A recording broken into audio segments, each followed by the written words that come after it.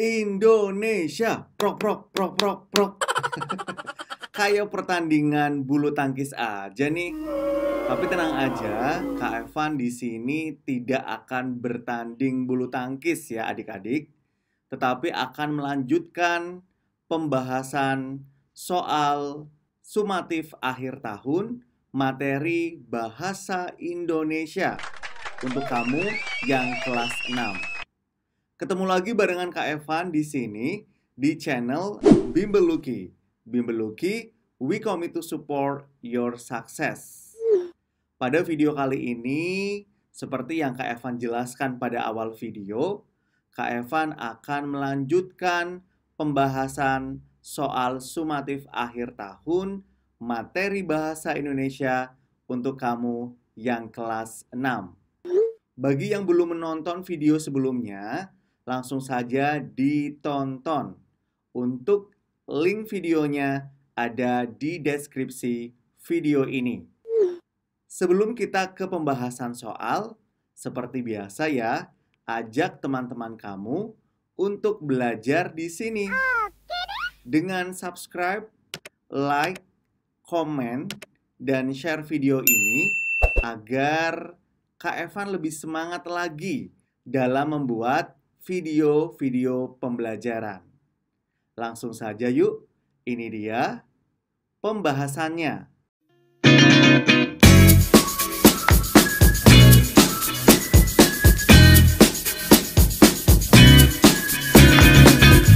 Soal sumatif akhir tahun Bahasa Indonesia KD 3.9 nomor 46.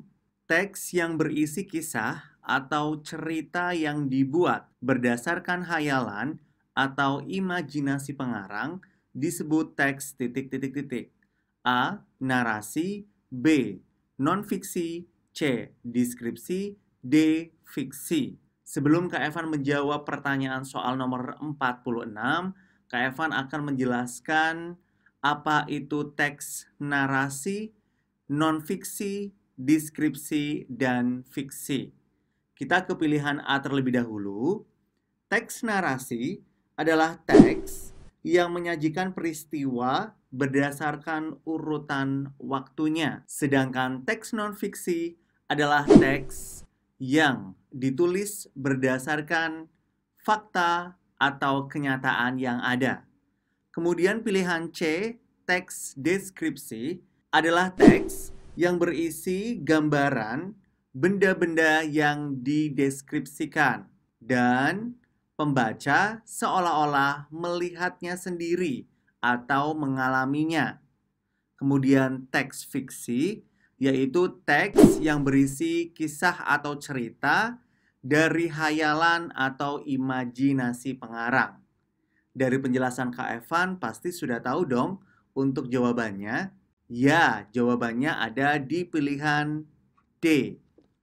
Nomor berikutnya nomor 47, 48, dan 49. Bacalah teks berikut untuk menjawab soal nomor 47 dan 49. Di sini sudah disediakan teks cerita yang menceritakan tentang seorang anak bernama Adele. Pertanyaannya adalah, tokoh utama pada cerita tersebut adalah ... A. Ibu, B. Adele, C. Adik Adele, D. Kakak Adele. Adik-adik perlu diketahui, tokoh utama adalah tokoh yang perannya penting dan biasanya mempunyai percakapan lebih banyak di dalam cerita. Untuk teks ini menceritakan tentang Adele, berarti tokoh utamanya yaitu Adele. Ada di pilihan B. Kemudian untuk soal nomor 48, tokoh tambahan pada cerita tersebut adalah ... A. Ibu, B. Kakak Adele, C. Adik Adele, D. Adele. Tokoh tambahan atau tokoh figuran adalah tokoh yang membantu dalam jalannya cerita. Pada teks ini, tokoh pembantu atau tokoh tambahan yaitu Ibu Adel. Ada di pilihan A. Kemudian nomor 49, cerita tersebut menceritakan tentang titik-titik-titik. A. Ibu jatuh dari sepeda. B. Luka yang dialami oleh Adel. C. Adel jatuh dari sepeda. D. Ibu memasukkan sepeda ke dalam rumah. Untuk teks ini menceritakan tentang Adel yang terjatuh dari sepedanya. Maka jawabannya ada di pilihan C. Selanjutnya nomor 50. Di bawah ini merupakan karangan fiksi kecuali titik-titik-titik. A. Dongeng. B. Biografi tokoh. C. Legenda. D. Cerpen. Seperti yang Kak Evan tadi jelaskan, untuk karangan fiksi adalah karangan yang berisi tentang imajinasi dari pengarangnya. Di sini kecuali berarti yang bukan. Yang bukan merupakan karangan fiksi ada di pilihan B, yaitu biografi tokoh. Nomor selanjutnya yaitu nomor 51, 52, 53, dan 54. Sudah disediakan teks untuk soal nomor 51 sampai 54.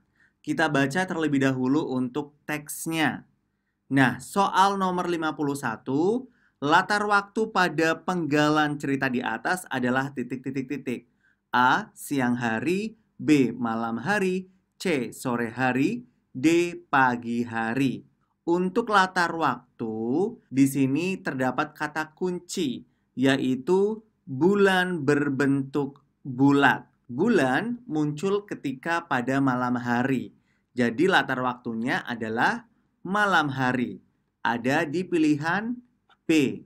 Kemudian nomor 52, tokoh utama cerita di atas adalah titik-titik-titik. Untuk tokoh utama pada cerita ini adalah Dito.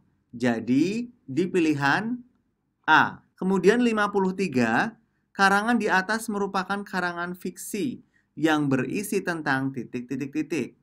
Untuk teks ini menceritakan tentang khayalan Dito tentang makhluk bulan. Ada di pilihan C. Kemudian 54, judul yang tepat untuk cerita di atas adalah titik-titik-titik. A. Khayalan Dito. B. Tuan Omong Kosong. C. Makhluk bulan. D. Cahaya bulan. Judul yang tepat adalah di pilihan A, yaitu Khayalan Dito. Soal berikutnya nomor 55. Pesan moral yang disampaikan penulis kepada pembacanya disebut titik-titik-titik. A. Tema. B. Alur. C. Watak. D. Amanat. Sebelum Kak Evan menjawab pertanyaan ini, seperti biasa akan Kak Evan jelaskan dari pilihan A sampai pilihan D. Untuk pilihan A, tema cerita. Tema adalah gagasan utama yang disampaikan pengarang dalam sebuah cerita. Kemudian untuk pilihan B, yaitu alur. Alur merupakan jalan cerita. Pilihan C, watak. Watak adalah sifat dari tokoh dalam cerita. Kemudian amanat. Amanat adalah pesan moral yang disampaikan penulis kepada pembacanya. Jadi sudah tahu kan untuk jawaban nomor 55? Ada di pilihan D. Nomor 56 sampai 58. Di sini sudah disediakan teks cerita. Soal nomor 56, tokoh Danu mempunyai watak titik-titik-titik. Watak merupakan sifat.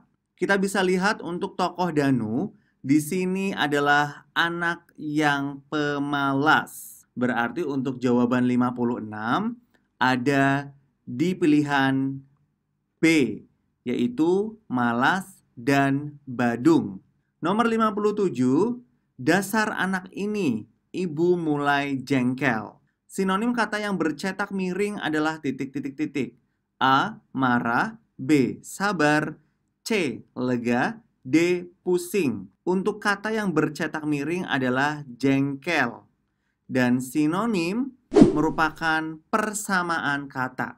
Persamaan kata dari jengkel itu adalah marah. Ada di pilihan A. Kemudian 58, menurut cerita di atas, prediksi yang akan terjadi pada Danu adalah titik-titik-titik. Untuk cerita ini menceritakan Danu yang malas belajar karena dia bermain game. Kira-kira kalau misalkan anak yang malas belajar dan sering bermain game, itu akan menjadi anak yang apa? Pastinya akan menjadi anak yang bodoh karena malas belajar, tetapi rajin main game. Jadi jawabannya ada di pilihan B. Soal selanjutnya nomor 59 sampai 61. Di sini sudah terdapat cerita yaitu tentang Kijang Kencana. Nomor 59, Kijang Kencana dapat mengeluarkan titik-titik-titik. A. Perak, B. Intan, C. Tembaga, D. Emas. Di sini terdapat kata emas. Berarti jawabannya ada di pilihan D. Kemudian 60, raja yang tamak meninggal dengan cara titik-titik-titik. A. Terpeleset, B. Tertimbun lumpur, C. Jatuh ke jurang, D. Tertindih. Pada cerita ini terdapat kata kunci. Emas berubah menjadi lumpur. Berarti sudah tahu kan jawabannya? Yaitu di pilihan B. Tertimbun lumpur. 61, amanat yang tersirat pada cerita di atas yaitu titik-titik-titik. Adik-adik, untuk amanat yang tersirat, amanat adalah pesan yang akan disampaikan penulis kepada pembaca. Sedangkan tersirat itu berarti yang tidak tertulis di dalam cerita. Pada soal menceritakan raja yang sombong, kejam, dan serakah. Berarti untuk amanatnya, manusia tidak boleh kejam, sombong, dan serakah. Ada di pilihan D. Berikutnya nomor 62 dan 63. 62, cerita dengan tokoh-tokoh binatang yang diceritakan hidup dan bermasyarakat seperti manusia disebut titik-titik-titik. A. Mite, B. Legenda, C. Sage, D. Fabel. Untuk 62, sebelum Kak Evan menjawab soal ini, Kak Evan akan menjelaskan apa itu mite. Mite, nama lainnya adalah mitos. Jadi mitos merupakan dongeng yang menceritakan makhluk halus. Sedangkan legenda, ini adalah cerita yang turun-temurun di masyarakat. Biasanya berhubungan dengan asal-usul suatu tempat. Kemudian jika sage, sage merupakan cerita historis. Contohnya adalah cerita pahlawan. Kemudian fabel, fabel adalah dongeng atau cerita yang menceritakan tokoh-tokoh binatang. Jadi jawabannya ada di pilihan D. 63, terdapat cuplikan cerita. Pertanyaannya, cuplikan cerita di atas merupakan pengalaman titik-titik-titik. A. Menyenangkan, B. Menakutkan, C. Menyedihkan, D. Menggelikan. Di sini terdapat kata kunci yaitu terus menunggu kedatangan anaknya yang telah lama pergi. Nah, berarti pengalaman yang menyedihkan. Jawabannya ada di pilihan C. Nomor 64 dan 65. Cerita fiksi yang memaparkan kisah atau cerita tentang kehidupan manusia melalui tulisan pendek disebut titik-titik-titik. Jawabannya ini ada di pilihan A, yaitu cerpen, cerita pendek. Nomor 65, di bawah ini yang bukan merupakan unsur intrinsik cerita fiksi adalah titik-titik-titik. Adik-adik, untuk unsur intrinsik cerita fiksi ini merupakan unsur yang membangun cerita dari dalam. Untuk unsur-unsurnya itu ada tema, tokoh, alur, latar, dan amanat. Dari penjelasan Kak Evan, pasti sudah tahu kan jawaban nomor 65. Ada di pilihan D, yaitu kostum. Berikutnya soal nomor 66 sampai 68. Dan soal ini berbentuk isian singkat. Nomor 66, pada akhir pekan ini Putri berlibur bersama ayahnya ke Pulau Belitung. Di sana mereka mengunjungi salah satu pantai yang berpasir putih. Indah sekali pemandangannya. Pertanyaannya, latar tempat pada cerita tersebut adalah titik-titik-titik. Yang menjadi pertanyaan adalah latar tempat. Berarti tempat kejadian di cerita. Untuk tempatnya yaitu di Pulau Belitung dan pantai. Jadi jawabannya adalah Pulau Belitung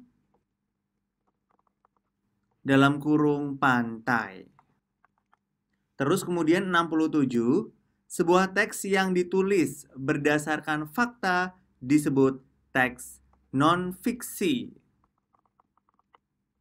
Lalu kemudian 68, tokoh yang mempunyai karakter baik, penolong, sabar, bijaksana dalam sebuah cerita biasa disebut tokoh protagonis. Nomor 69 sampai 70.